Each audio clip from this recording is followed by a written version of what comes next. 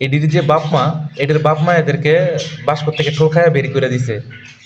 যে দুইটা এতিম বাচ্চা ছিল এই দুইটা বাচ্চা থেকে একটা বাচ্চা এখানে দিয়ে দিছে, আরেকটা বাচ্চা দিছে এটির সাথে, মানে অন্য বাচ্চার সাথে অ্যাডজাস্ট করে দিছে আর কি। তো এখন এই বাচ্চারা যখন খাওয়ায় তখন এইটারও খাওয়াই দেয়। তো এখন দেখছি মোটামুটি পাখি দুইটা অনেক সুস্থ আছে।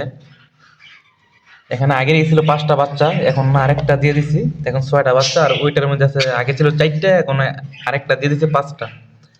এখন মোটামুটি বাচ্চাগুলো অনেক সুস্থ আছে, পেট ভরা একদম।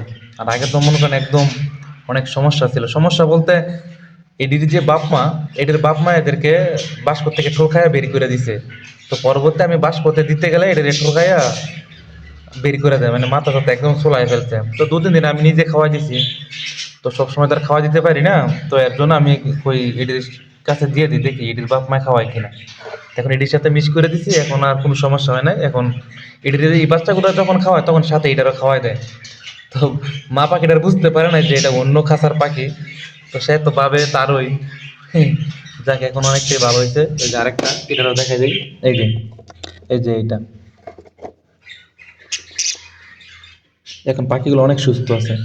আগের ভিডিওতে দেখাছিলাম পাখিগুলো অনেক অসুস্থ ছিল।